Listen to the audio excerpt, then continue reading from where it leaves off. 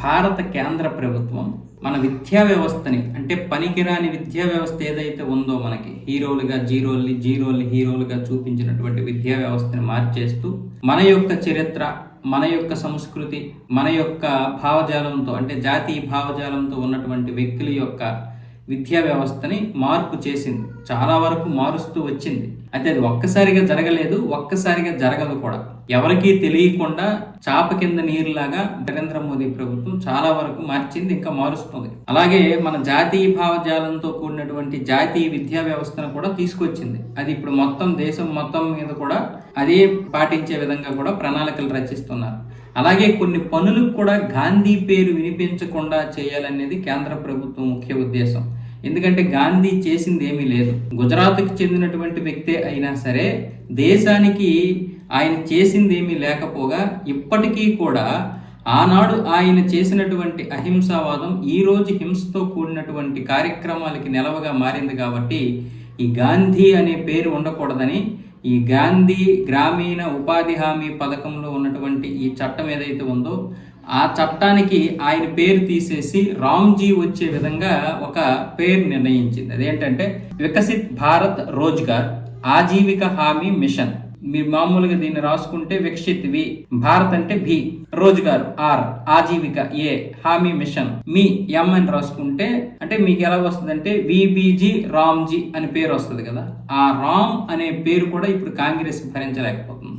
రామ్జీ అనే పేరు వచ్చే విధంగా ఇప్పుడు కేంద్ర ప్రభుత్వం తీసుకొచ్చినటువంటి ఈ చట్టాన్ని కాంగ్రెస్ భరించలేకపోతుంది. అలాగే ఇప్పుడు శశి థరూర్ గారు ఇప్పటి వరకు కూడా బీజేపీని ప్రశంసిస్తూ వచ్చారు, బీజేపీకి సపోర్ట్ చేస్తూ వచ్చారు. ఇప్పుడు దీన్ని కూడా ఆయన విమర్శిస్తున్నారు. గాంధీ పేరుని తీసేయడం అనేది అనైతికం, ఆయన పేరు తీయకుండా ఉండాల్సింది, ఆయన పేరు ఉంచాల్సింది.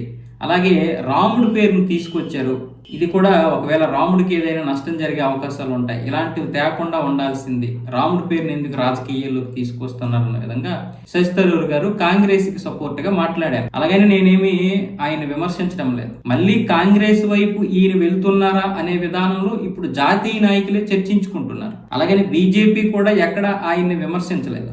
అది వారి వ్యక్తిగతం, ఎవరి వ్యక్తిగతాలు వారు చెప్పొచ్చు.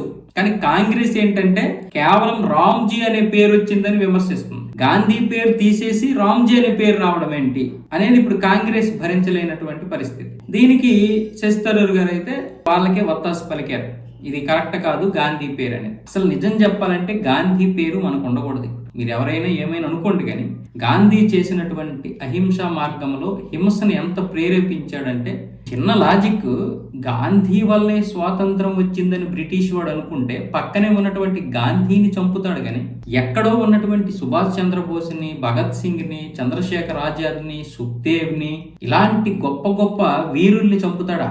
ఇలాంటి గొప్ప గొప్ప వీరుల్ని చంపడానికి ప్రయత్నిస్తారా? అల్లూరి సీతారామరాజుని 100 గుళ్ళుతో పేల్చాల్సిన అవసరం ఏంటి వాళ్ళకి? సుభాష్ చంద్రబోస్ బయటికి వెళ్ళిన తర్వాత అంత భయం ఎందుకు వాళ్ళలో? పక్కనే ఉన్నటువంటి గాంధీని చూసి భయపడాలి. కానీ గాంధీ నిర్వహించినటువంటి ఏ ఉద్యమం కూడా పూర్తిగా చేయలేదు. అది క్విట్ ఇండియా కావచ్చు, ఉప్పు సత్యాగ్రహం కావచ్చు, ఇంకేదైనా కావచ్చు. 4 అంటే 4 చేశాడు. ఆ 4 ఏది పూర్తిగా చేయలేదు ఆయన.